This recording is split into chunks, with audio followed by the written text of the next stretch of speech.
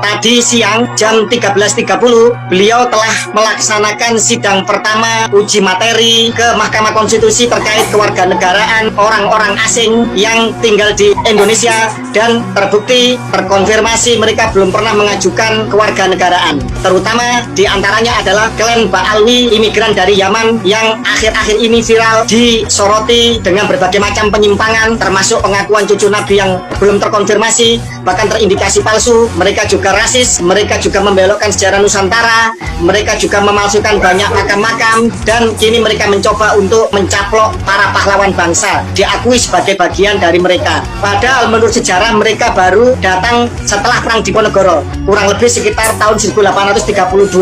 Kemudian setelah itu imigran dari Yaman ini tidak mendukung perjuangan kemerdekaan bangsa, mereka absen di gerakan 1908 kebangkitan nasional, mereka absen di Sumpah Pemuda 1928, mereka juga absen di dalam perjuangan seputar BPU PKI Persiapan Kemerdekaan Indonesia, hingga mereka juga absen di dalam Perang 10 November, padahal Jenderal Malabi wafat di Jembatan Merah di dekat Kampung Ampel, tempat banyak dari klan mereka tinggal. Tanah perdikan Ampel tinggal sedikit, banyak yang dikapling-kapling oleh mereka, tapi mereka absen di dalam serangan agresi militer pertama dan kedua Belanda. Mereka juga absen di dalam serangan Janur Kuning, juga tidak tercatat nama mereka ikut dalam perjuangan bangsa. Tetapi kini mereka seolah-olah menjadi majikan-majikan dari pribumi Nusantara. Ternyata menurut Kang Mas Subhan, sarjana hukum, magister hukum ini yang telah mengajukan uji materi ke Mahkamah Konstitusi, mayoritas dari mereka terbukti belum pernah melakukan proses pengajuan kewarganegaraan kepada pemerintah Republik Indonesia secara resmi, sebagaimana amanat dari Undang-Undang Dasar 45 kita, pasal 26 konstitusi kita, dan juga Undang-Undang Kewarganegaraan yang itu oleh beliau diuji materi kepada Mahkamah Konstitusi. Sekali lagi saya katakan, no viral, no justice. Habaib dalam struktural kepengurusan PBNU dan tujuan berbahaya di dalamnya. Keberadaan habaib ya dalam struktural kepengurusan PBNU dari sejak tahun 1926 sampai dengan 2025, dari tahun 1926 sampai dengan 1984 masih bersih ya.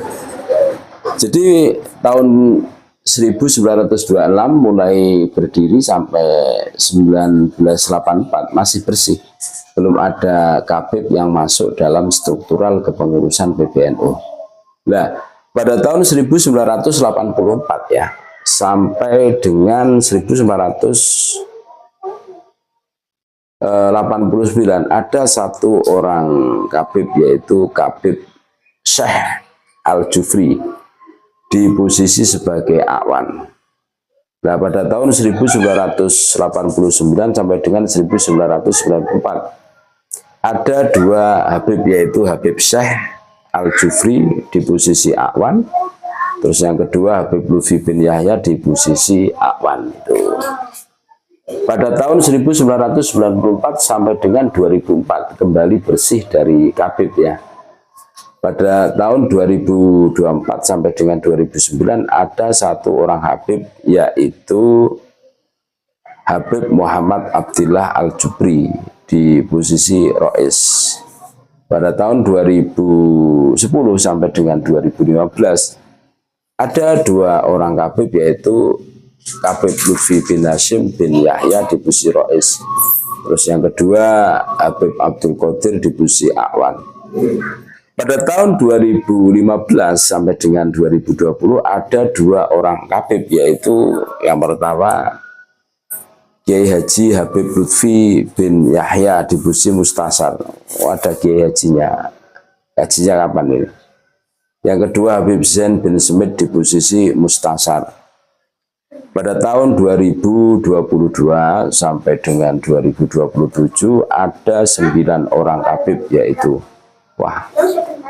Habib Lutfi bin Yahya Mustasar ya, Habib Abdurrahman Assegaf Mustasar, Habib Zain bin Umar bin Smith Mustasar, Habib Lutfi bin Ahmad Al-Atos Katib, Habib Syekh bin Abdul Qadir Assegaf Akman, Habib Ahmad Al-Habsyi Akwan, Kiai Haji Sayyid Muhammad Hilal Al-Aidid Wakil Ketua Umum, Habib Abdul Qadir bin Akil Esa MH MA LLM, Wakil Sekretaris Jenderal Habib Muhsin Alaidrus di posisi Awan. Ya, bagi para sedulur, sebangsa dan setanah air, terutama kaum Nahdien yang kami cintai, silahkan dengan akal sehat untuk dianalisa dengan jeli. Kira-kira NU dalam kondisi dan situasi yang bagaimana, serta NU sedang menghadapi apa para habaib masuk ataupun keluar dari struktural kepengurusan PBNU. Jadi klan habaib Alwi imigran Yaman antek kolonial yang rasis ini tidak saja telah terbukti gagal total dan memalukan dalam usaha mempertahankan nasab palsunya sebagai cucu Nabi, tetapi ternyata melakukan kejahatan lain yang masif di Nusantara.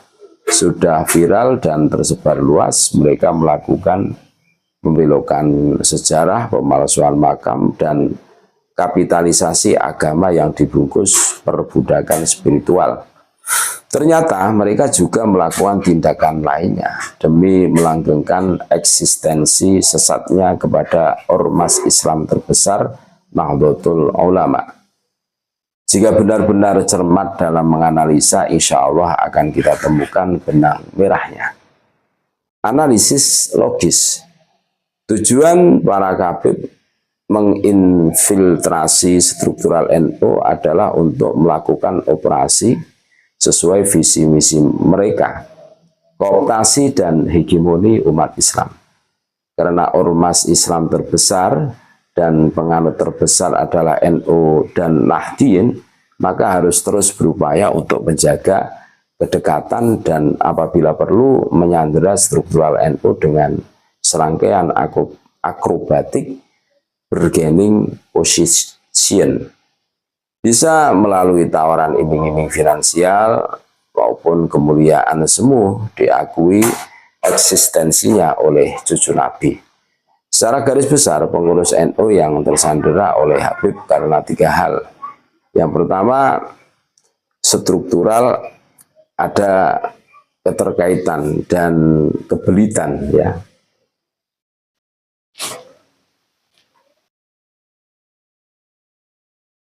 Di dalam kepentingan pengamanan jabatan dalam struktural keorganisasian.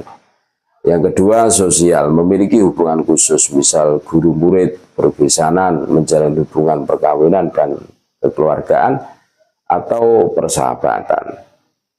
Yang ketiga, finansial, memiliki hubungan bisnis sehingga takut bersikap karena dikhawatirkan akan kehilangan kepentingan duniawinya. Nah, salam waras, rahayu, Nusantara milik kita. Terima kasih, tetap NKRI harga mati. Nusantara milik kita.